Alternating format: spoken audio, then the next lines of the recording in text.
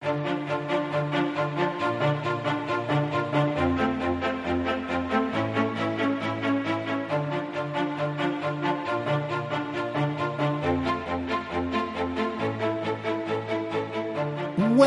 to Countdown to Classic, a podcast that educates, informs, and gossips about World of Warcraft Classic. Every Sunday and Wednesday, we discuss the news, hot button issues, and content of the highly anticipated World of Warcraft Classic.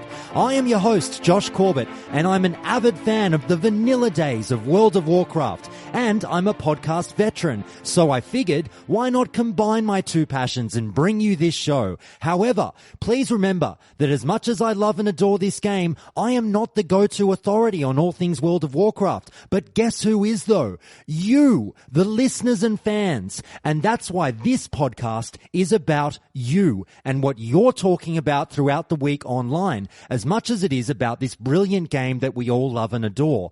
I'm just an avid fanboy of WoW and a mouthpiece for the news and conversations that we're all having through the week. I try to stay as neutral as I can and present both sides of all the discussions presented in the show. Think of Countdown to Classic as a World of Warcraft version of The View, and I'm your Barbara Walters. I'm just far less sexy. That's saucy minx. But just before we get to the good stuff, everyone, please do bear with me for a bit of quick housekeeping and updates about the show. I want to let you know that you can find all things Countdown to Classic online at countdowntoclassic.com. More importantly, please subscribe to the podcast on iTunes, Stitcher, or wherever you get your podcasts from, and like, follow, or subscribe to the show on social media. You can find the show on Instagram and Facebook at Countdown to Classic, on Twitter at Count2Classic with the number 2, and on the show's YouTube channel at Countdown to Classic. One small favor I would ask you is that if you're currently listening to the show on YouTube, which a lot of you are, which is great, and you're liking what you're hearing, then please do click the download or stream links on the website as well, as I primarily lean on these figures as a look into how the show is growing. Not that I don't love the YouTube views as well, that's fantastic. Now, as Countdown to Classic is a show about you, the players, this is an interactive experience, and I absolutely want to hear your feedback or input on the show. You can drop me a line anytime on all socials or email feedback@countdowntoclassic.com. As this is a Sunday episode, we'll be going through the news and forum postings of the week. So we'll go through the segments that you come to know and hopefully love from the first episode of Countdown to Classic. And those segments are Forum and Fauna, Winner Chicken Dinner, Anger Management, and Memory Lane. But just before we get to the meat of the show, everyone, a few thank yous that I want to roll through. Now, 2 days ago, I put a post up on the WoW Classic subreddit announcing the show to the users of that subreddit.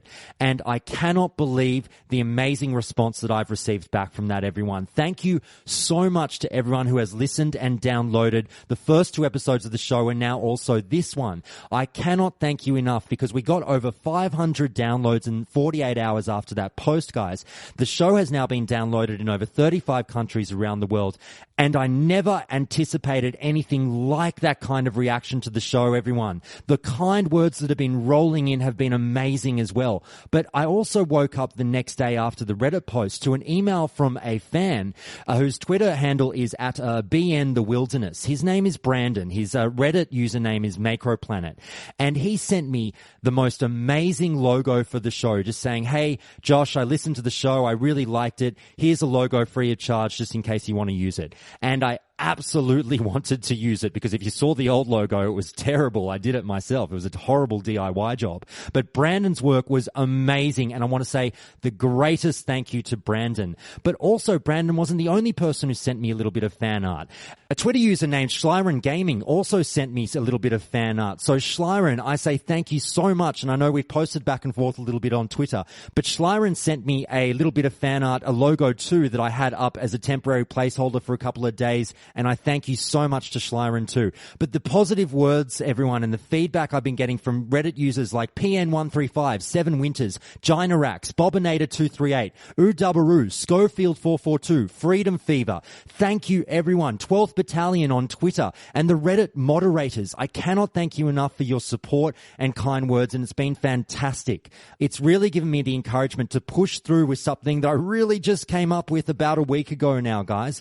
So thank you so much. much. One last thing that I promised I'd do on Twitter. A shout out for the UK fans, and I know you're listening, guys. I see the downloads coming in from the UK, and you're definitely there.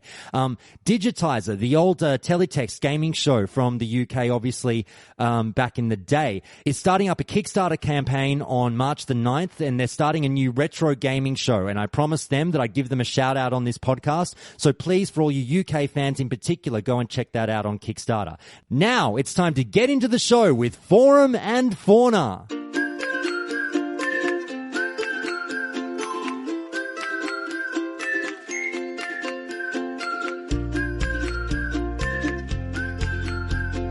Each Sunday, Countdown to Classic picks 3 of the most active threads created within the last week or so from the official Classic forums and the WoW Classic subreddit. I then highlight and discuss what players are talking about or arguing about in relation to WoW Classic. Now, the first post I bring you, everyone, was one from a user that I shouted out to at the top of the show, PN135. Now, the reason I'm leading with this post is it was a very, very well-written effort by PN135, and it really got me thinking into what they raised. The post title was The Relativity and Range of Vanilla Item Quality, Why You Secretly Love and Need Bad Items. So I am now going to paraphrase what was a relatively long post, but please bear with me, everyone, because this is a really, really solid argument that PM135 makes. It's just going to take a little while to get through, but please trust me, it's worth it. So prick up your ears and listen to a few key points from this one. Here we go. One of the most overlooked and underrated aspects of vanilla WoW is the prevalence of quote-unquote bad items. Many vanilla fans assume that these bad items were designed to be good, and the designers didn't understand what constituted a good item at the inception of vanilla WoW. According to these fans, each item with a schizophrenic mix of stats was, in the mind of the designer, going to be really cool for a particular kind of player. This is a very short-sighted idea, and a very uncharitable interpretation of vanilla's item design. The designers of this game may not have known the exact specifications for a perfect item for each class, but they built all the mechanics that governed the power and efficacy of player characters. They knew and determined which foundational stats and item qualities would benefit each player class. Ironically, the more charitable interpretation is that bad items were designed intentionally and successfully to be bad, which comparatively made decent items good, good items great, and great items epic. Being stingy with good items is what made them so rare and remarkable. This could arguably be the catalyst of easier play, instant gratification, and player placation that eventually caused the downfall of current WoW. So, we may not recognize it, but bad items with a bizarre combination of stats are just as important in the overall game design as perfected items. We all start as a rag-wearing level 1 adventurer in a dangerous world, and with each talent point and each slightly better, but not quite good item, we slowly grow into the role of hero. So, here's to goofy items with terrible stats as an essential and often overlooked part of what made vanilla so great. Now, thank you so much for bearing with me through that one, everyone. Now, I do encourage you go and read that post in its entirety. I cut out a fair few portions there, but it's a really good insight into a theory that comes up from this, in that, was the itemization in vanilla WoW bad, or was this a deliberate learning curve implemented into the game by Blizzard? Now, what PN135's post raises is 2 points here on either sides of the coin. Number one, were the items in vanilla WoW bad? Did it suffer from poor itemization? Or, two, was this a deliberate learning curve placed into the game by the devs? Now, we're going to go through the replies to this post through the subreddit, as we do here on Countdown to Classic, to highlight the pros and cons of each argument.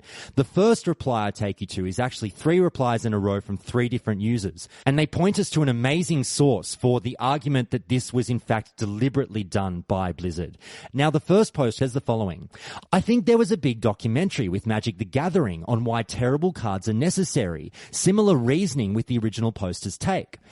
User STR8F8 replied to them: I believe Mark Rosewater referred to bad cards as skill testers, useful in demonstrating to newer players the difference between good and bad cards. Now, with that reference to Mark Rosewater, I did a little bit of digging online, everyone, and I actually found an interview that I believe these users may have been referring to. Even though there might very well be a documentary out there, I found this particular interview with Mark Rosewater, the senior designer from Magic the Gathering, who said some really, really interesting things. Now, I want you to listen to what is, again, a relatively lengthy argument here, guys. I'm going to quote a fair bit from this interview, but it's really, really poignant in regards to this argument about Vanilla's itemization and was it deliberate or was it not. Now, I'm just going to go through this interview with Mark Rosewater, the senior designer from Magic the Gathering, and whenever you hear the word cards, please just replace it in your minds with the word items, because there's a large correlation with what the WoW devs may have had in mind. So here we go.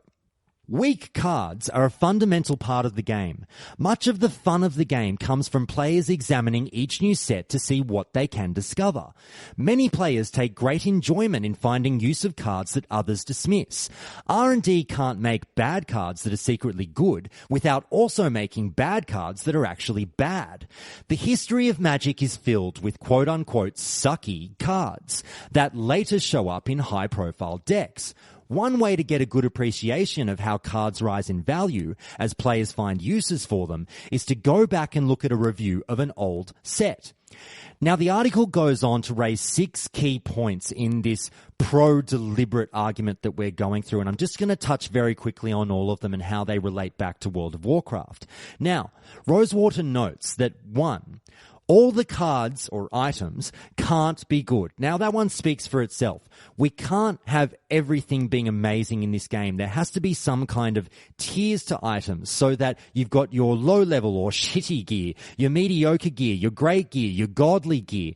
Players have to have something to aspire to. And if everything's amazing, then nothing is. So it's obvious that we need to have some kind of filler put into the game. Now, the second point he raises is that different cards or items appeal to different players. Now, everyone has a different interpretation of what use an item can have for them, as the article touches on. So what is good for the goose isn't necessarily always good for the gander.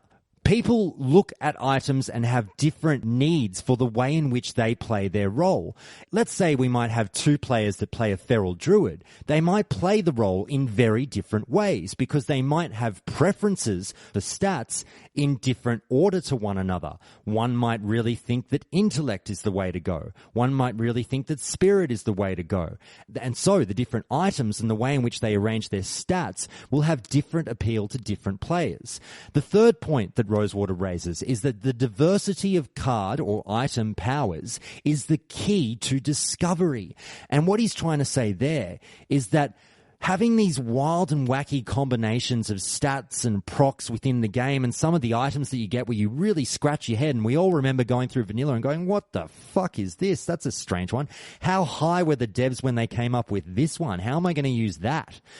We need these kinds of items because what the devs are actually doing is they are pushing us to discover a way in which to use that item best. It's not necessarily trash. You just haven't worked out how to use it best in your rotation. So why don't you go out and try a few things and see if you can find a way to melt faces with this quote-unquote strange item?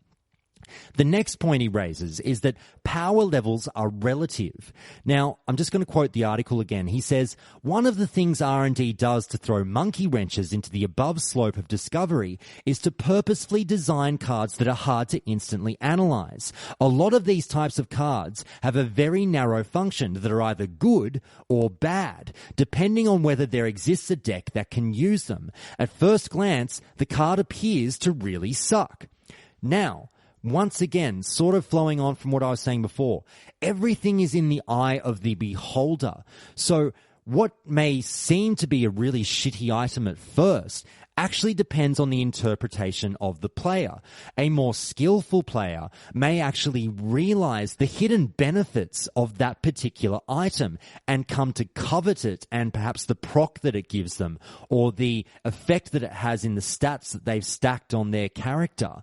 Now, Other players may obviously look at it and not realize how to use it and just go, well, that's the shittiest item I've ever seen. So it teaches us to not just necessarily judge a book by its cover. You have to dig a little bit deeper and figure out how to use these things to the best of their abilities. The fifth point he raises is the diversity of power rewards the more skilled player. Again, quoting the article.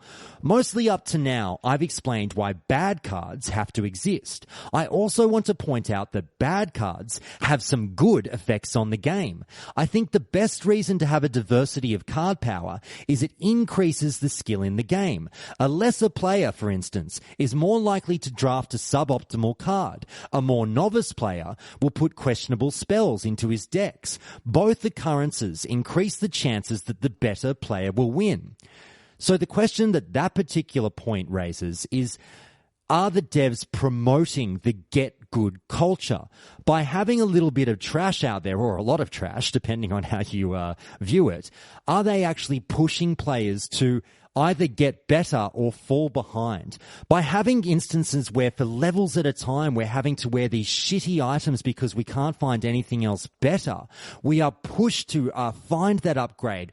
God, I better go run that dungeon because I hate this item. Or you actually learn how to use the shitty item that you've got. Maybe actually it's kind of good. I'll find a way in which to use it and I'll just deal with it. But what it's saying is that, yes, subpar players might drift to subpar items more frequently, but they will actually be punished by failing. So the realization that they're actually wearing shitty gear will sink in eventually, and they will be pushed by the game to upgrade or get left behind. Now, the final point that Rosewater raises is that people like finding hidden gems. And again, I'll quote the article. There is a second benefit of bad cards. One of the joys of Magic is discovering the card that everyone else has dismissed. In order to allow rogue deck builders to do this, R&D has to create some good cards that seem bad. So this is definitely a very good point for the World of Warcraft player, because back in the days of vanilla, I've got no doubt that there were a lot of you listening who tinkered with things to endless points, and you really were pushed to find, as he says, that hidden gem. We all wanted to discover a combination of strange items that actually turned us godly. We all wanted to have that eureka moment where the exclamation point appears above our heads and we go, we've got it. We have cracked the code, and Blizzard perhaps didn't necessarily anticipate this kind of combination of items, procs, and stats, and I've worked it out and no one else has, and I'll either keep that to myself and own some battlegrounds, or I'll post it online and let the greater population know that, hey, you haven't considered the flip side of this apparently shitty item. So those are all the points that Rosewater raises, and I think that looking into something like the development behind Magic the Gathering cards, I'm not a Magic the Gathering player in any way, shape, or form, guys. I'm not into it. I have played a bit of Hearthstone, but I mean, that's another story. I have played a bit of Hearthstone, but that's another story. But I think there's actually a really direct correlation to draw here between the thoughts that would go through the developers of Magic the Gathering cards and the thoughts that would go through World of Warcraft developers' heads, because it's essentially a very similar venture that they're trying to do, a very similar venture that they're going on. They are trying to come up with a boatload of items here that will have various effects on the environment that the player runs through. Now, as they say, every player will like different things. And if we homogenize items, that could be a problem. We have to give them a bit of flair. We have to have things that are different. And there's a lot of thought that goes into that. And perhaps that's why there's a lot of trash out there, or things that seem like trash. We have the old one man's rubbish is another man's treasure, things like that. There's another article on that magicthegathering.com site that goes down a bit of a rabbit hole. It's titled Rare But Well Done, and it answers the question that some people have as to, okay, great, we've got to have bad items, we understand that, but why do they have to show up as rares or epics? And why do I have a shitty blue? Why do I have a shitty purple? Now, please do go online and chase down that magicthegathering.com article if you want to go and get some answers on that one. I won't touch on it here, but it's a very interesting read. Now, that was a very, very long opening argument for the deliberate crowd, guys, but as we do here on Countdown to Classic, we provide both sides of the argument. So here's the first point for World of Warcraft's itemization not being done the way it was on purpose. Now, this counterpoint comes from Reddit user Jacobov, who says the following: It's true enough when it comes to items like Shadow Strike, but there's definitely also an element of rookie mistake involved in Vanilla's early itemization. The first tier sets for Paladins and Shamans, for instance, are loaded with Spirit because Spirit is a healer stat. But these two classes get virtually nothing out of it. This gear isn't itemized to be a quirky contrast to the more coveted pieces. It's just a sign of how the developers initially lacked a strong understanding of what works for some classes. Now, as I mentioned in the first episode, guys, I haven't played many of the classes. I really just rolled a rogue and became quite in tune with how they go through the game. Now, obviously, I have played a few alts, but nothing too deep. So when it comes to the nitty-gritty of the mechanics of other classes, I do have to do a little bit of reading online and find the following. Now, just with regard to that comment of Jacobov's about Spirit, for those of you who perhaps aren't really sure about how Spirit works for Paladins and Shamans, I did a little bit digging online for a forum post that kind of sums it up as best as I could see fit. And this is what I came up with. Guys, please do email me if you feel this is an unfair characterization of how Spirit worked for these classes back in Vanilla WoW. Now, the post goes as follows, and I apologize to the person because I've forgotten to put your name in my notes.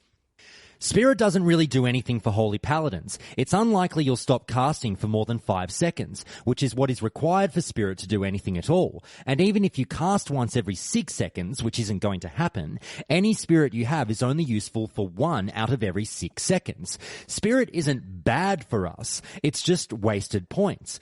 If the gear is useful and happens to have Spirit on it, that's fine. Just don't go for gear because it has Spirit on it. Now, I hope that's a relatively decent summary of how Spirit works for some classes. Now, I do talk about Spirit because it is something that seemed to be quite prevalent throughout Vanilla WoW. And as Jacobov says, not just Paladins and Shamans, but there seemed to be a lot of items that bizarrely had a boatload of Spirit on it, and we were all kind of scratching our heads and wondering why. And that's the point that Jacobov is raising, is that perhaps Blizzard dropped the ball on this one, and the developers weren't really ready for the enormity of a game like World of Warcraft and how stats would come to play into it. Now, obviously, they are still the developers and they know a shit ton about the game that they're making, but perhaps they overplayed their hand in terms of how certain stats were going to work with certain classes. And Jacobov does raise the point of rookie mistake. This was Blizzard's first MMORPG, obviously. Now, they'd had a lot of experience through the Warcraft series, obviously, and StarCraft and things like that, but and those games involved algorithms and number crunching and class balancing and all that jazz. But in terms of an MMORPG, perhaps things are a little bit different and much more expansive.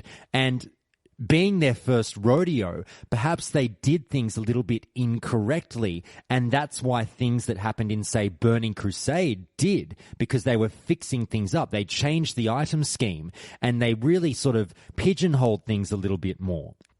But now we turn back to the pro-deliberate argument, and user Nickbiss says the following. I would argue that the existence of poorly itemized gear does end up positively impacting the game. Let me put it this way. Poorly itemized gear fitted perfectly with poorly thought out specs, namely Tank Shaman, until they decided around patch 1.9 to stop the poor itemization. I want my blue and my epic Tank Shaman sets and reward quest items back. Ha ha ha. So what Nickbiss is really saying there is that via the wacky itemization that we got in Vanilla WoW, we were kind of allowed to be all that we could be within World of Warcraft, and it somewhat legitimized suboptimal specs. It gave you the stats to kind of give it a go. Classes like Enhancement Shaman, Ret Paladins. Sorry, S-Fand, I know you've made a lot of videos online obviously showing that Ret Paladins don't necessarily have to be left behind, but I'm just going off of what a lot of the forums say. Apparently there was a big backlash against Ret Paladins back in the vanilla days, but also classes like Feral Druids and Arcane Mages. There were items out there that let you at least try to keep up with the spec that you were rolling. Now, it might not have been the most optimal spec in the game, but at least there were no items that left you no encouragement whatsoever. Obviously, if there's nothing to take for that particular spec, then you'd be so disenfranchised with pursuing it that you just wouldn't even try. But obviously littered throughout the game are these quote-unquote suboptimal items, but they give you just enough stats to make you think, well, I'm a shaman, and that's got stamina on it and strength, and screw it, I'm going to give tanking a go and see what happens. And I do enjoy that Blizzard at least put a little bit of hope in a lot of the specs' eyes. And even though it might not have worked in the higher raid content, at least up to that point, it was perhaps viable. No, maybe not optimal, but viable.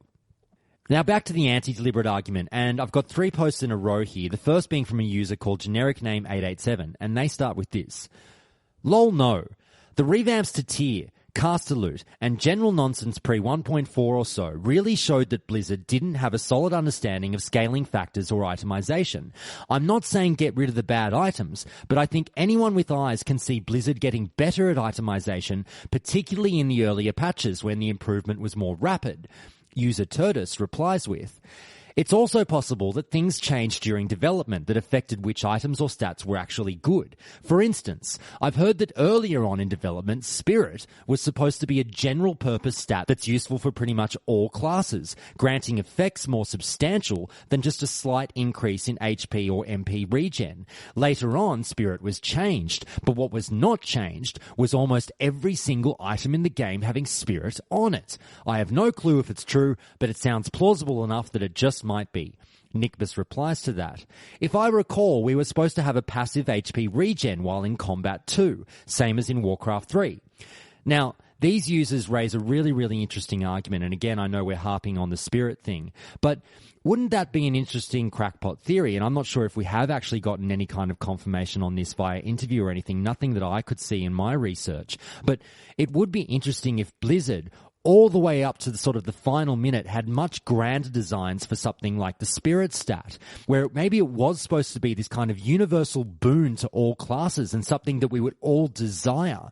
Imagine all of us reaching for Spirit gear because it had such an amazing effect on your in-combat HP regeneration, and having someone play a warrior perhaps be a bit braver in taking on certain content solo because they knew that they could stack Spirit and watch their HP bar still kind of go up without a heal in combat. And there'd be, obviously you'd get in a lot of fights going, I can make it, come on, tick back up, baby. But I just thought that was a really, really interesting concept. That perhaps there was a very late change in game design in terms of stats that saw Blizzard walk away from that tact, yet they didn't actually change the items. Now, I know it's a little bit of a hairy one to wrap your head around, whether or not you could really see Blizzard being that daft and just leaving all the items as they were and ditching on such a core concept of what the game would have been. And again, we're relying on hearsay, conjecture, and, you know, it's the internet. We'll just take everything with a grain of salt. But it would be interesting if that one was actually true. Now, moving back to the pro-deliberate argument, and user Solveig has the following. I think severely unoptimized items with obscure effects as well, or items that give you everything you want except that one stat that you need, are all quintessential hallmarks of RPGs. Homogenizing every single item to conform to a singular standard makes for a very dull and unthoughtful process. I miss running around as a mid-30s hunter with a two-handed sword that shoots a goddamn shadow bolt every now and again on hit. There's something unique and fun about that, and something I think modern day designers severely undervalue when generating games in the genre. I think games still need to entertain min-maxing, and there should always be thought put into what you're making and designing. But a balance of fun and quirky and min-maxing needs to be struck to generate an enjoyable item system, one that allows players to think about their options.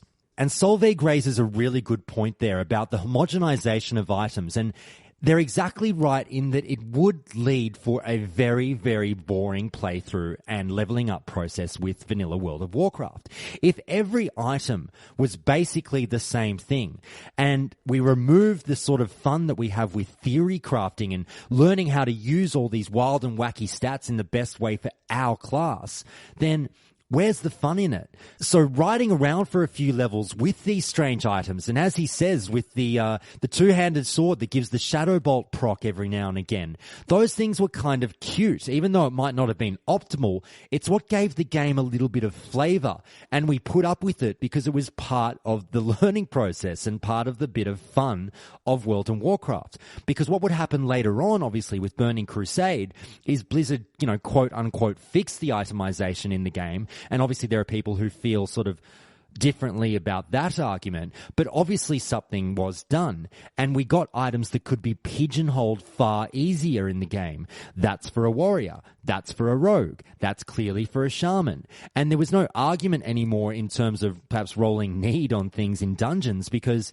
everyone knew where something was supposed to go in Burning Crusade, whereas in vanilla, it was far more open to interpretation. Also, it potentially removed a bit of fun in the way that perhaps in Burning Crusade items, with, as I say, everything kind of being clearly for one particular class, if you had a situation where these items that you're upgrading always have the same stats and they're just going up in small increments, well, you don't really have to think too much about that, and we're not putting pen to paper and trying to figure out the best way in which to use things, because now it's just, as an example with a rogue, oh great, a little bit more agility on this one. Oh great, a little bit more agility on that one. Oh great, once again a bit more attack power. Oh great, even more attack power. We weren't really thinking about how to use things. But that's a really, really interesting end to that argument. And that's the first post done for the episode, guys. And I hope, and I thank you so much for bearing with me through what was a relatively long argument on both sides of the coin there. But I found that one really interesting this week. So thank you again, PN135, for that thought-provoking post. Now, the second post we're going to be focusing on in Forum and Fauna is a post from the official forums titled, "Are you against a successful balance change?" This was posted by a user named Borgley, who poses the following question. This is just a hypothetical. Let's pretend that we knew 100% that a balance change was successful. It renders an unviable spec in a class as viable now. This class is available to both factions. Would you still be against this, and what are your reasons? Now, we have to sort of pay attention to the wording used by Borgley here, because I hear you, no changes, crowd. Settle down, no changes, no changes. I know, just get back. Okay, it's not necessarily the big one here about class balance. It's just a hypothetical. This user is saying if they did it, basically in that if we were to accept that we didn't have a choice and it was just done, so basically take it or leave it, and the move fixed the specs that have been considered unviable in the past, would you be for it or would you be against it? Not necessarily changes versus no changes, it's a change that we're getting, and how would you react to it? So there's two camps here on this argument, everyone. The first being that the specs are now fixed and that you are okay with this. And the second being that the specs are now fixed and you are not okay with this. Now, the first reply I want to focus on is from a user named Falathrin for the argument saying they would not be okay with this even if it fixed up class balancing. They say the following, quote unquote, successful balance change? Lol. They can't even balance Live's homogeneous classes with zero class identity and utility. So what makes you think they'd be able to balance Vanilla's heterogeneous classes with class identity and utility? Vanilla's balance was designed to be team play oriented, depending on the scenario, raid, dungeon, world PvP, etc. Synergy was created when certain classes got together, and it was pretty balanced that way. It's not a one-man show like it is on Live. When are you folks going to get that? And Falathrin continues in another post. You don't even understand how Vanilla's classes were balanced. Not every class is supposed to shine in every place. It was more about team balance over individual balance. That's why Vanilla was far more balanced as far as the MMORPG metric goes. It wasn't, hey, sub, do the last relevant tier and top the meters, then unsub. Best believe you'll still be clearing Molten Core when you're on Nax. Again, Vanilla was never about topping the meter. It was an MMORPG, meaning an open breathing world full of dynamic events and instances where every class could shine in its own way. That's a brilliant opening reply from Falathrin, and it really raises the following points. Is you have to take into consideration, whenever we talk about the benefits of class balancing in Vanilla WoW, what kind of effect it's going to have on the environment that the players then place themselves into. Now, things like raiding, running through dungeons, even world PvP, as Falathrin says, because now if all of these specs have been made viable and buffed, then it may lead to things like raid retuning and dungeon retuning, and we now have to ramp up the difficulty of certain places because now everyone is awesome and we're all kind of the same thing. But Falathrin's main point is this. Vanilla was all about team balancing and working out exactly how to work with other classes and other roles. It wasn't just about you. It wasn't a focus on me. It was, how am I going to make these other players in this team better? How can they make me better? How can we absolutely bond together in order to most effectively run through this particular content? Working out what buffs you needed, working out what debuffs you were going to place on certain targets, and how many slots you were going to take up in, obviously in high-level raids. That's something that had to come into high consideration. Raid leaders had to choose their classes very carefully that they took along. Again, it wasn't just a situation where you could take anyone because we're all the same. Every raid leader absolutely had to focus on a class's detriments just as much as their positives. And that's something that made vanilla quite unique. Now we turn to the pro-class balance argument, which actually comes from the original post of Borgley, who says the following. Let's take Feral. It can't main tank in raids and it can't DPS in raids. So what if a balance change was successfully made that allowed it to do at least one of these? And that's a decent point from Borgley, because what he's saying is, were we to accept that a successful class balance took place, that would mean that Feral Druids could now be absolutely not just viable, but perhaps even optimal as a main tank in a raid or as a perhaps DPS chart topper. Now, what this obviously raises is more options for certain players, and that's what the pro-class balance argument here is from Borgley is, give us options. We want to be able to do different things. I'm a hybrid. Let me be a hybrid. I want to be able to do everything awesomely. However, I can hear you no changes guys over there. Keep it down. Rabble, rabble, rabble. Yeah, I know. I'll say it for you. The only counterpoint to that is, yes, hybrids are supposed to be able to dip their toes into the water of a variety of roles. However, it's just exactly that. As we know with hybrids, it's jack of all trades, master of none. What Borgley is essentially asking is, let us be masters of all.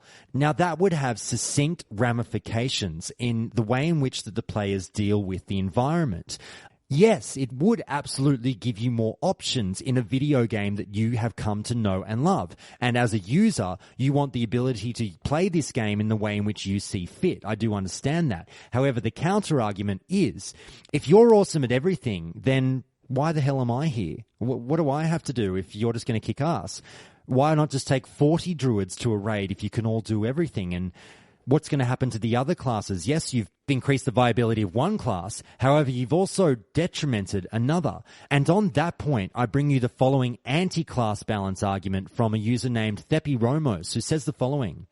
It can do both in the same raid. Why would anyone bring rogues if druids could match them in DPS and swap to tank for multi-tank boss fights? Why would anyone bring a protection warrior when druids could swap to DPS for single tank fights? You just made two classes useless by strengthening one.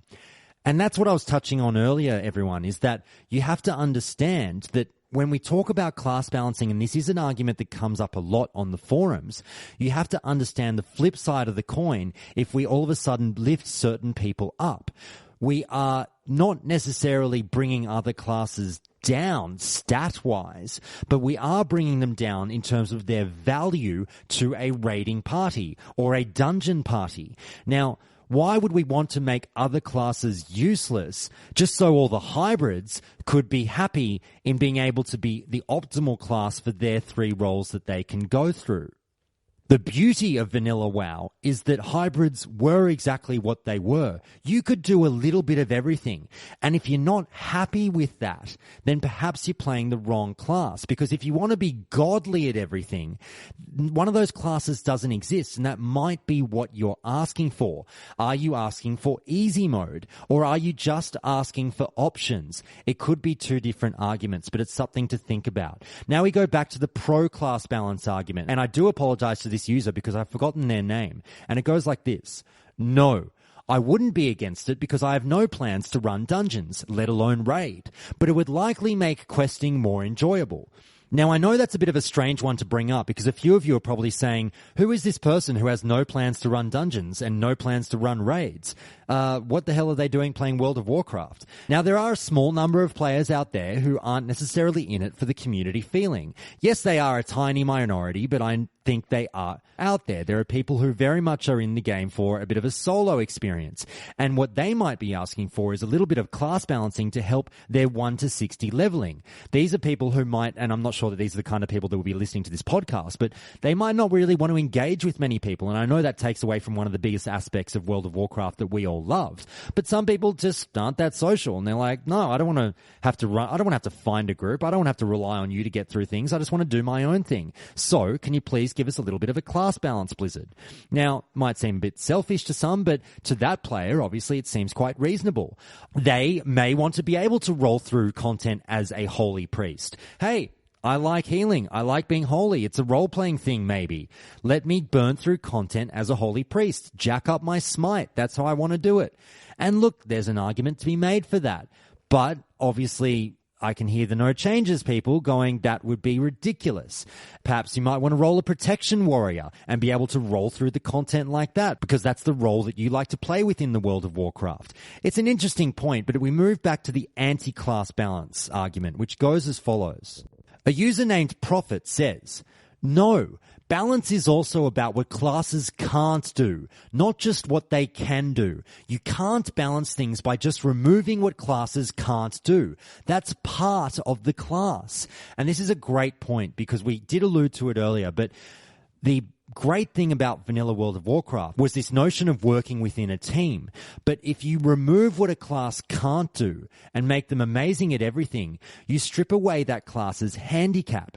And it's a funny little kind of love us for who we are argument, warts and all, that certain roles have. Yes, warriors, you absolutely cannot heal. Why would we give you a heal? We understand that you can't do that. You have a role to play. You're there to protect us. You're there to tank. Go and do that. We understand the rest of the detriments that you might have, but we still love you. Now, mages, you can't tank. We don't expect you to be able to even come close to doing anything like that. You are there for face-melting DPS. Be a face-melting DPS player. It's the handicaps that actually make us fall in love with your positives, because your positives are so strong that we forget about the negatives. It's like any good relationship. But we move back to the pro argument with this post from Beric, who says, depending on the change, it can work. Things like allowing paladins or druids to reach uncrushable or a taunt for pally would be nice. They still won't be the primary tank, but it will make them a viable option for an off-tank. If a class has horrible DPS problems, maybe tune the talents to increase it by a small percentage instead of sweeping changes that create a new flavor of the month. If they start giving everyone a spell interrupt, a gap closing skill, a self-heal, or an escape, then it starts to get problematic. And that is a very good point, because perhaps if they were to do it perfectly, if Blizzard put this class balance in and they nailed it, perhaps they'd do it by way of very, very small changes. Just something that made viability an option as opposed to being optimal. These players aren't necessarily asking to be the number one choice for what they want to do. For instance, if you were a paladin, as Beric has suggested, look, they're saying, I don't necessarily want to be the number one tank in the raid, but just maybe let me off tank every now and again with a certain sense of viability and not something that people will laugh off. But Beric acknowledges that there would be a problem, and perhaps a game-breaking problem, when we talk about class balance, if you started giving everyone insane skills. If we all had the kind of skills that Beric listed, self-heal, spell interrupts, things like that, and we're all godly, then no one is special. We can all do the same things. And so what is inherently unique about your class? It will become next to nothing, and that's going to be an issue for many people if these changes were to occur. Now, I haven't really gone too nuts on the real core of the class balance arguments here, everyone. That might be for another episode, but that was a fun little hypothetical by Beric, and I know I can hear the purists and the no changes crowd absolutely going nuts behind me, and please, guys, settle down. I have to fend you off with a stick or something through some of those arguments, but it is interesting to maturely sit down and discuss some of that stuff, particularly a hypothetical like that. Now, that brings us to the third topic of Forum and Fauna, which is a post I found on Reddit from user John Helm, who posed the following question. Do you think classic raids will be face rolled? And the post goes as follows. An epic part of Classic is how much people struggled with raids and the stories of Naxxramas breaking guilds, which sounds amazing to be honest. I expect most people playing Classic will be old-time veterans, but those who do raids for the first time, will it be the same kind of struggle people suffered before? I just don't think that joining a guild and taking down every raid boss every week with no problem would be fun. Now, this raises two big arguments that a lot of people have been talking about over the last few months ever since the announcement of WoW Classic. The first argument is that, yes, the content will be absolutely face-rolled. We will rip through the high-level content like it was a tissue. But the second argument is no. Contrary to popular belief, this content will not be face-rolled, and people will actually remember the struggle that Vanilla WoW was. So, as we do, guys, let's go to the replies and see what both sides of the argument have to say. The first post I bring you is from a user called Anomandaris R, who is for the argument that yes, this content will be face rolled. And they say the following. Yes. 3 of the reasons that raids were so difficult back in the day are no longer applicable, which makes raiding on private servers a lot easier. Number 1, little information about how to play your class. A lot of people didn't know how to properly itemize and spec, so DPS, healing, tanking was often suboptimal. Number 2, little information on raids and bosses. There weren't a lot of videos and content for boss strategies. Just compare the results from YouTube videos from 2006 to 7 on vanilla Naxx strategies versus YouTube videos from Wrath of the Lich King Naxx strategies. Number 3, terrible hardware and internet connections. Seriously, lag was a major issue that made content more difficult. All fantastic points by that particular post. Now, firstly, if you're going to suggest that yes, this content will be face rolled, those are some great points to lean on. A lot of time has gone by, everyone. We are now over a decade since the release of Vanilla WoW. And what have people been doing in that time? Well, some have been quote-unquote training on private servers and still getting through this content on a regular basis. They still get to see these bosses every week, take them down with effective strategies, trial new strategies, and figure out what is best and post it to the rest of the world on YouTube. Also, we have so much information available to us online that was not even almost available back in the day. Yes, we had Thoughtbot. Yes, we had forum posts on strategies. And yes, YouTube was actually around back in the day. I think it came out in about 2005. But obviously, the amount of content pales in comparison to what we have at our fingertips now. Any casual player could simply jump online, get 10 different strategies on how to take down 4 horsemen, and try to implement that within the game. We all have access to this. It's just a matter of who's going to actually go out and read and watch it.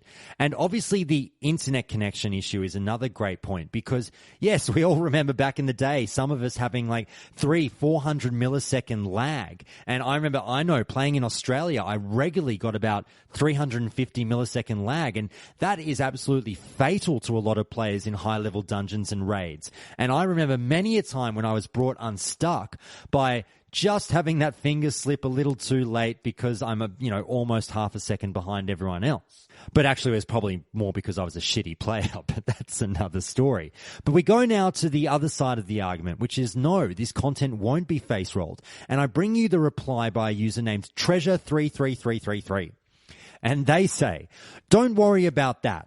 It won't be as hard as in 2005. Yes, but it will be challenging enough for a regular person to have fun. Why do you think vanilla private servers are so popular? Because that's all boring face roll for most people? Obviously it's not. It's fun. There are enough places to fuck up and wipe. In case you are dumb, don't pay attention, or are doing a wrong thing, I guarantee you, even in easy starter raids like Molten Core or Onyxia, judging by years spent on various vanilla private servers. And keep in mind that on private servers, it's even easier than how Blizzard's version of vanilla is going to be.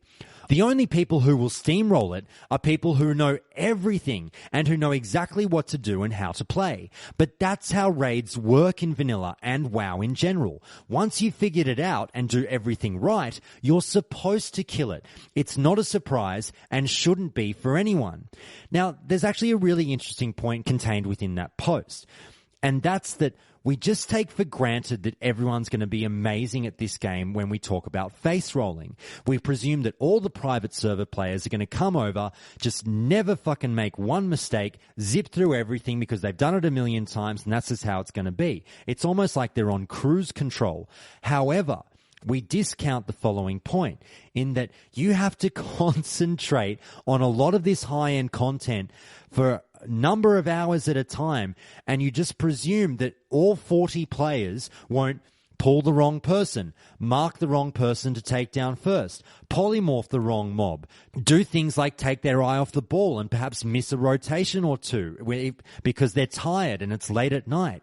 All of these things come into play when we talk about raiding, and obviously, one person's mistake could be enough to bring down an entire raid.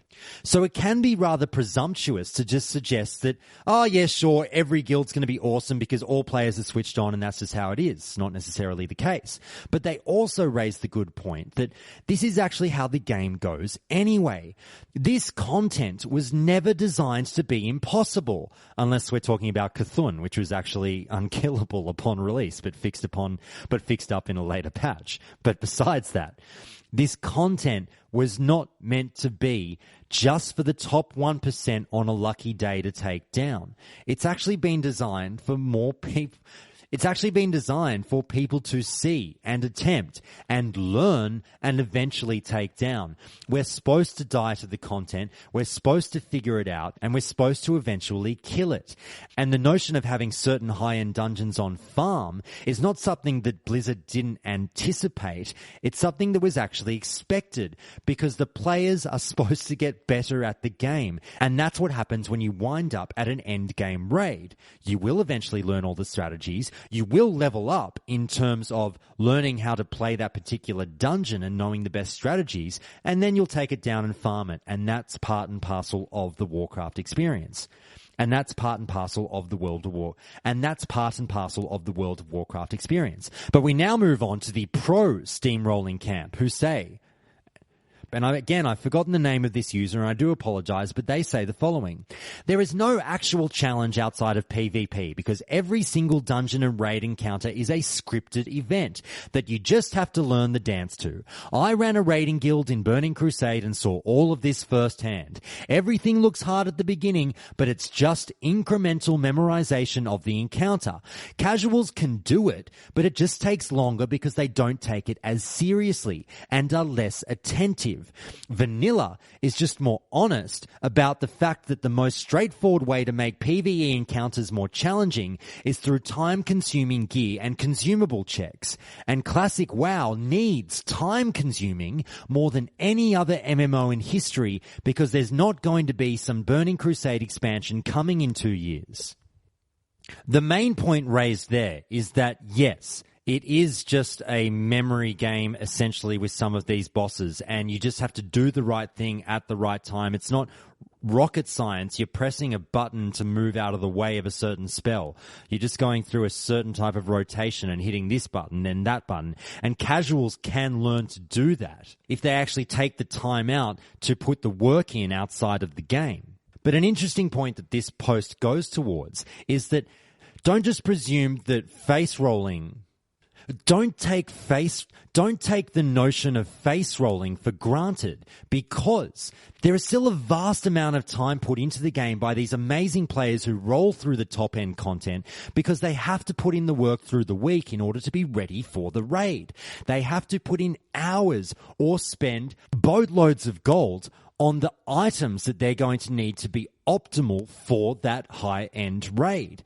I think it was one of S-Fan's posts where I saw about the 40 potions or something that he put onto his Ret Paladin in order to be viable for some of those endgame raids. I'm pretty sure it was S-Fan. I was watching something recently. But there is so much time put into farming pots and the kind of things that you'll need just to survive some of this content, and also get the invites that you're going to need with the high-end guilds to get there. So we can't just sort of discount that high-end players just rock up and, yeah, hey, I'm great at the game, let's do this, whatever.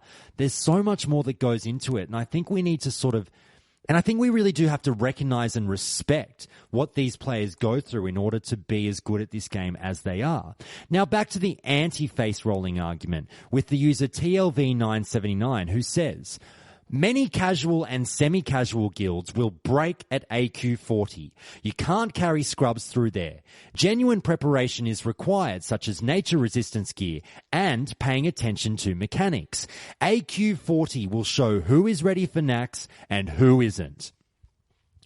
Great point, because what's coming up there is we can't just presume, like I mentioned before, that everyone's amazing at this game.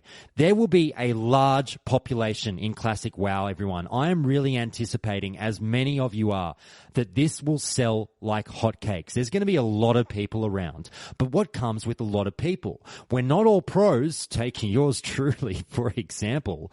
And there's going to be a lot of just mediocre players. And also remember that there might even be quite a few new players, people who have never played World of Warcraft in any way, shape, or form. Now, those people and the mediocre players, like myself, will make up these semi-casual guilds, or guilds that haven't seen raid content before. We've always wanted to get there, and we're now using WoW Classic as our catapult to view things that we'd wished we'd seen years ago. But guess what happens then? We can read as many guides as we like online. I can watch as many YouTube videos on how to take down every boss in every dungeon and what to do as my particular class and where to stand and who to fondle and what to do and all that jazz.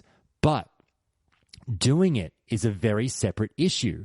I haven't done it before. It's one thing to know the strategy. It's another thing to implement it. And I won't be able to do that first up. I know this. And I think there's going to be a lot of people out there who sneak into your high-end guild who might be like me. Maybe you don't really know who you're teaming up with. And a few scrubs get through the cracks, and all of a sudden they're causing your wipes on raid night. I'm pretty sure that this might happen. So that's against the face rolling argument that you can't take these wildcards for granted. Back to the pro face rolling argument, and user Zybe, that's XIIBE, says the following. Yeah, that's what my perspective is. Cthulhu will be hard, and Nax has some annoying fights. Horseman and Patchwork are really unfun fights in my opinion. I was a healer in vanilla, if there's any context. That's why I am all for something like a heroic mode. I feel modern day mechanics with vanilla WoW's constrictions would be pretty challenging and fun. Now, settle down all you no changes guys. I hear you going nuts in the background. No changes, no. Yes, shut up for a second. I said the dirty word heroic mode. But is it such a dirty word? To some users like Zybe and a lot of people on the forums, there is a little bit of a call out for options like this in some dungeons and some raids. If we're going to be so amazingly good at all this content, because we're all awesome, we've had so many years now to get good, then why wouldn't Blizzard give us the option to jack up the difficulty? Well, obviously you take into account things like that would bring new items to the game and things like that. But if it was an optional thing, how would you feel about that? I know a lot of people are very much against it. But those same people need to ask themselves, will you be having fun tearing through content while yawning because you've done it so many times before? Would you like a new challenge? Now, obviously, difficult video games have very much come back in vogue recently. Series like Dark Souls and a lot of 2D retro platformers, which are hair-tearingly aggravating in terms of the difficulty spike.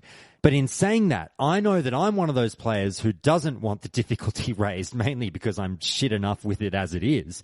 But even tearing through something like, let's take, for example, the Dead Mines.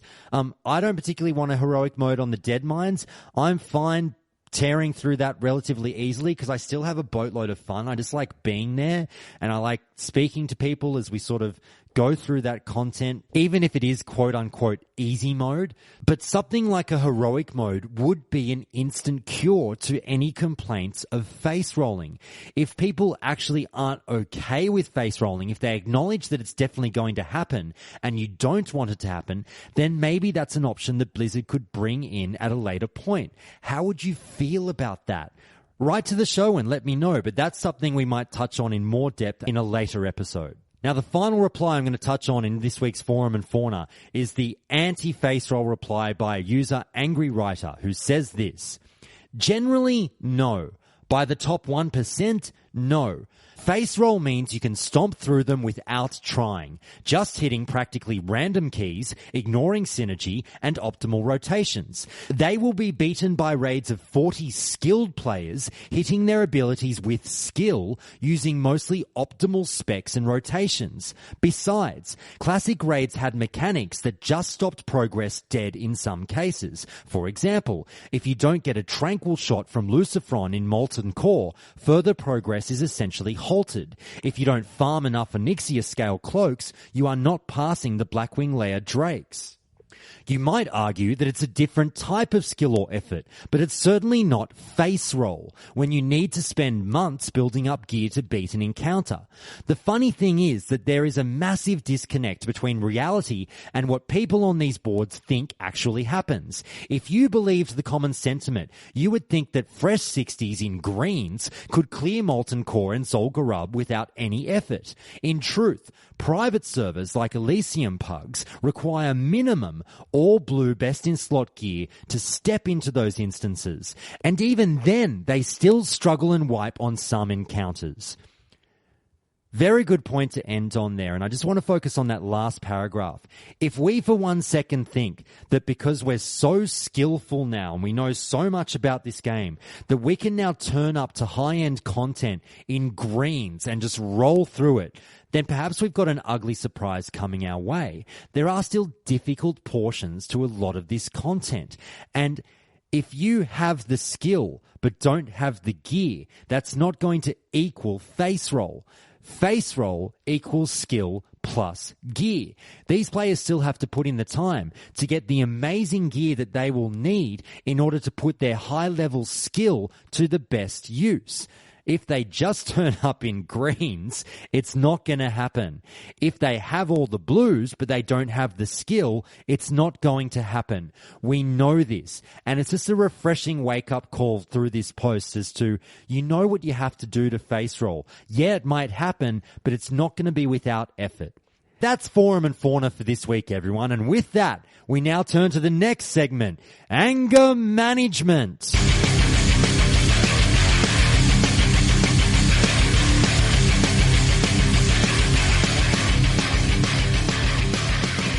Each week, Countdown to Classic brings you some of the angriest posts that I've come across in trawling for content for this particular episode. Now, I'm going to start with user Taragor from the official forums, who says the following: don't even bother trying. You aren't going to get a good discussion out of the community about anything until Blizzard decides whether or not they're going to make changes. You'll just get the standard replies from the #NoChanges crowd. If you actually make a thread that isn't either "Don't change the game, Blizzard, please," or recalling old memories about the game, or making a guild ahead of time, although there is the occasional serious reply that entertains the hypothetical as you desire. The next post comes from a user called Cadaver with a K, who says the following: strength? How many 4-year-olds do you know that would be able to swing a weapon? Any weapon. Because that's basically what gnomes are. Look at their body size without armor. They are tiny. Dwarves have muscle and can foot that axe. Gnomes do not and cannot. Next we have Apocalypse. Gnome warriors equal stoned blizzard manager authorizing dumb stuff. And next we have Ifritia, who says this. Oh hey, another thread about stop saying something I don't like because it destroys my argument, while taking the phrase you don't like out of context. How convenient. The answers have all been given. We are all just waiting on Blizz at this point. P.S. When did telling someone to stop doing anything ever work? And the final entry to this week's anger management comes from a user ironically named Saint, who says the following. If you aren't bright enough to work it out, then don't reply. There's the vanilla elitism. Have fun with a server full of these people. Shut up, nerd. You don't even have cutting edge. I love when we call each other nerds, guys. It's so fantastic when people crack it and go, oh yeah, well, you're a nerd, as we play a MMORPG together. That's great. I love it. Anyway, guys, with that, it's time for this week's Winners and Losers. It wasn't going to be easy, but they've won it. Each week, I present to you some of the more insightful, intelligent, or just plain funny posts that I've come across in my time in the forums during the week. Now, the first post I'm going to bring to you, I'm actually cheating a little bit, but it's my podcast, so I can do what I want. It's a post on my YouTube channel by a user named Alistair Blackmore. Now, this is a bit of a long one, but please bear with me, guys, because it's a really, really smart post, and this is what Alistair Blackmore had to say. This was a very thoughtful post on something that I raised in the first episode of Countdown to Classic. And Alistair Blackmore says the following. When you say at around the 36-minute mark that I think flying mounts change the gameplay and that's just kind of me, no, it's not just you. There is an obvious and strong argument to show that flying mounts were one of the worst mistakes added to World of Warcraft, objectively. Evidence of that is that in their recent expansion, they don't allow people to fly until they reach max and complete a series of achievements. Why is that? Because everyone knows flying mounts make the game dumbed down and the world small with a lack of immersion. You don't meet people anymore. You just land where you want to be. There is no world PvP anymore. The experience is just extremely hurt from having flying mounts. The world they make is not seen if flying mounts are in place. Vanilla is all about the world. PvP, immersion, they don't belong there. We can rest assured though, because putting such a question on the survey is just stupid. Blizzard only made flying mounts in Azeroth possible in Cataclysm, when the world was completely remade so that people could see things from every angle. The vanilla world contains smoke and mirrors everywhere, especially main cities like Stormwind, with textures in the far distance, observable only from certain angles with no collision, etc. The world of vanilla is not prepared for flying mounts, and preparing it would require a remake of the proportions of Cataclysm. Blizzard is not stupid. They won't spend all this money to put Classic out there just to add a feature that wasn't in vanilla. Now, that was an amazingly intelligent reply, and obviously I'd be lying if I didn't suggest that one of the reasons I put that in Winners and Losers this week is that, holy shit, that's a listener quoting me back to me and expanding on something that I raised in an episode. We're only a week old, and I'm loving the engagement that I'm getting from all of you. So please, if you want to have something read out on the show like that, write something smart to me and I'll read it out. We have a lot of listeners, everyone, and there are people who want to hear your thoughts. This is a sharing environment, and Countdown to Classic wants to promote sane discussion between everyone about everything World of Warcraft Classic. Now, the next post I bring you to was one that I found on the official forums from Bonryu 630 Ace. And this was a funny one in response to a lot of the class balancing things that I went over earlier. And they said, I want to heal as a warrior. Balance it now. And obviously, that's a very tongue-in-cheek response to some of the things that were being posted on that forum. I quite enjoyed that one. The next post I've got is from a user named Yorkshire on the official forums. And I have to read what they were replying to in order for you to understand what they were saying. Now, the first post they were replying to says the following. Because it was a different game, a better game, why wouldn't you want to recreate something that was superior to the current version? The next post they were replying to was, it was a massively dumbed-down version of EverQuest. I presume that person was talking about World of Warcraft. But the winner is the final reply from Yorkshire that says the following. Shut up, Meg. Anytime you quote Family Guy, or in particular The Simpsons, and you make it funny, I'm putting it on the show, guys. That's just one of the rules. But alas, when we have winners, we must have a loser. And I did find a post this week that was quite interesting. It has since been removed, and probably for obvious reasons, but people were still alluding to it in the official forum, so I thought I'd read this one out. It goes as follows. And people who don't have legs can't run. Yeah, it sucks, but maybe accepting your limitations should be part of the solution too, before we blame devs for not doing enough to solve someone else's problem. Now, it's always a bold choice when you decide to bring disability into your argument, and even perhaps having a bit of a crack at people with disabilities, but that post was understandably eviscerated on the forums, but I do think it was a bit funny that people were still quoting it back later on. Anyway, now it's time for Memory Lane.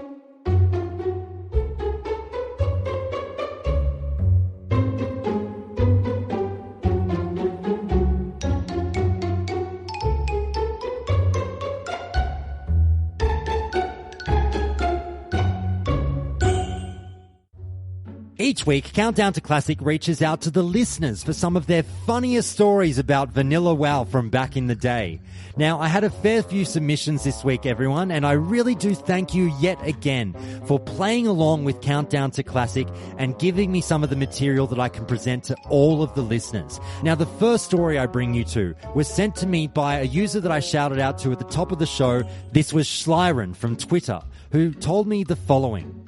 I had rolled a Forsaken Rogue as my first character. Cliche as it is, but still, OG Rogue characters unite. I had just done the quest in Deathnell and had to move to Brill. I had taken my first steps into Tirisfal Glades and saw Gordo, the Abomination. Even though he was friendly, I got a little freaked out, and I scurried back into Deathnell and killed spiders in the mines until level 11. I actually got quite a bit of money for that leveling just venturing grey items. Now, that one does make me laugh, guys. As I say, we can all puff our chests now and talk about how awesome we are at this game, but we all had our moments when we first started that perhaps we didn't quite understand things. And I know you can read the color, and I know you can see the color above NPC names and figure out if they're friendly or not, but I like the thought of just seeing Gordo had that knee-jerk reaction of, oh shit, bad guy, and we didn't really understand that we necessarily could have been playing on the same team. Now, the next story I bring you is from another user I shouted out to, 12th Battalion from Twitter. Now, this one's again a bit of a long one, guys, but it's a funny one and it's a sweet one. So please do stick around to hear the end of this one. Now, technically, this is a Wrath of the Lich King story, but I cut 12th Battalion a bit of a break because I just appreciate people getting back to me. Now, he says the following. I had just started playing World of Warcraft a few months before, so I was still a noob. I didn't know anyone. I barely knew what kind of gear a hunter needed. I had just switched characters from a Night Elf to a Tauren a few weeks before, and I didn't have a guild yet. I discovered NPC Scan, and for days I looked forward to taming my first spirit beast, apparently a bear in Grizzly Hills. I kept grinding away and finally dinged 74 at about 4 a.m. one morning. So I headed to the spot that the add-on showed me on the map and was hoping I was in the right place. I kept thinking, do people really just sit here for hours on end waiting for something that might not even happen? I'm not doing that. But I sure did. 5 a.m. rolled around, then 6 a.m. I didn't even want to get up for bio breaks or I could miss it, and that was just 15 feet away. 7 a.m., 8 a.m., still nothing. I'm nodding off at this point, but then at about 8:30, a dwarf hunter showed up. He sat there for a few, then came up to me, yelled some things I obviously didn't understand, and made some rude gestures, laughed, then sat. Just as a troll hunter showed up as well. He called the dwarf some names, laughed, made rude gestures as well, then he turns to me. I was a noob, a loser. I needed to just give up because Arcturus was his. I just sat quietly, watching the spawn area, and said and did nothing. Then the troll flagged for PvP and kept taunting the dwarf.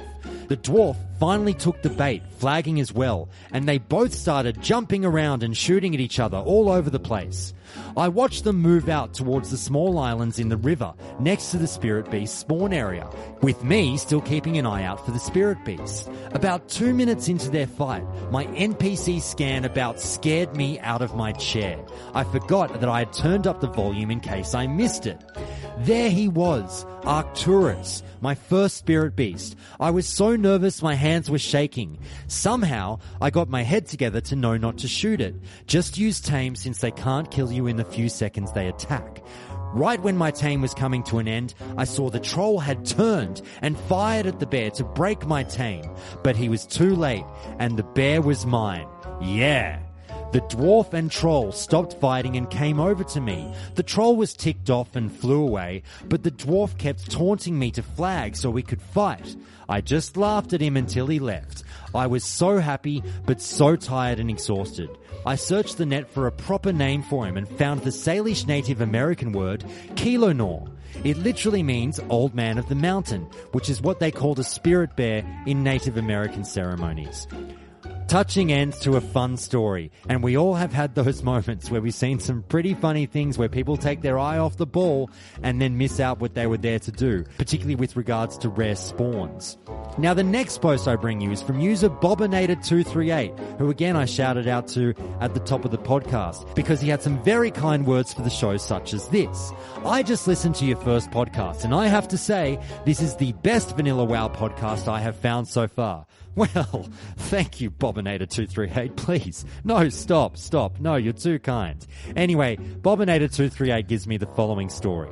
I was a gnome mage named Brew, and had just spent a few weeks preparing for the Molten Core raids that my guild had started.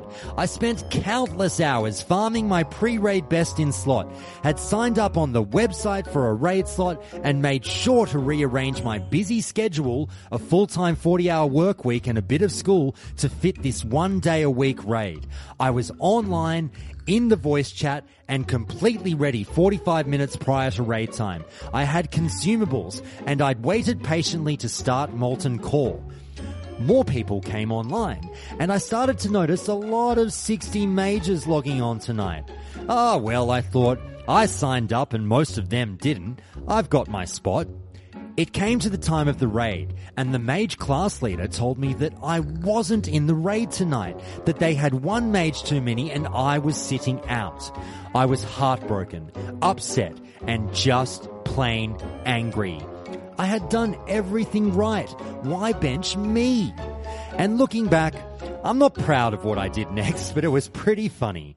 I decided to spend the raid time that night near the North Watch Hold, griefing Lobby Horde players trying to do the escort quest, taking the Blood Elf from the North Watch Hold to Ratchet. I must have killed that escort mob 40 times that night, and one Horde group kept on attempting it. I had a buddy playing a Horde alt at the time on voice chat, telling me what the world chat was saying.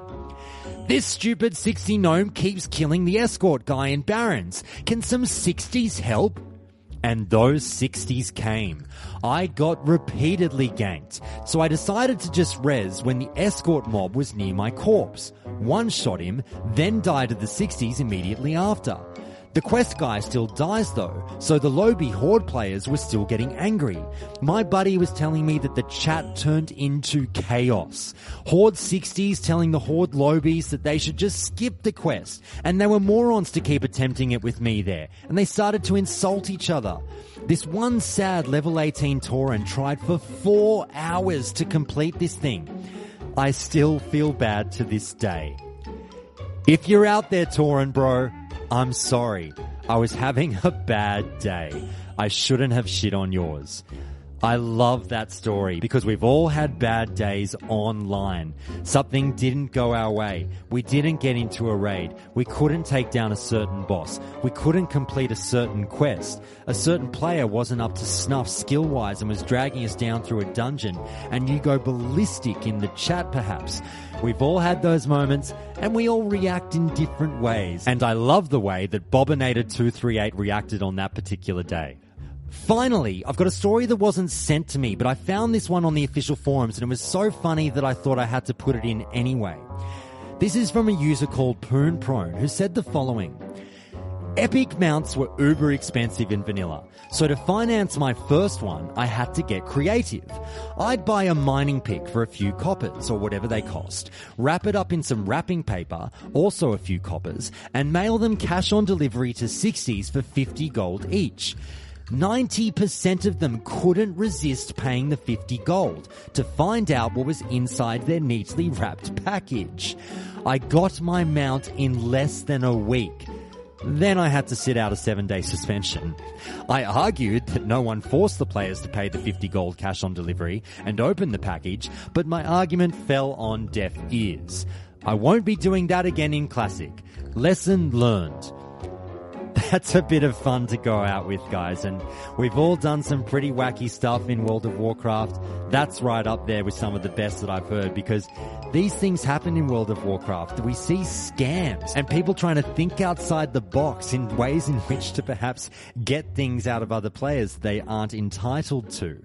And we've all got to have our guard up for little things like this. And obviously this player got banned back in the day for a short period of time, but it's just a bit of a reminder to keep your wits about you when you're running around in Azeroth. Now, just before I bring this episode to a close, everyone, I really just want to run through a few thank yous and notes about the show that I alluded to at the very beginning, and I thank you so much for listening through the entirety of the show and getting to this point.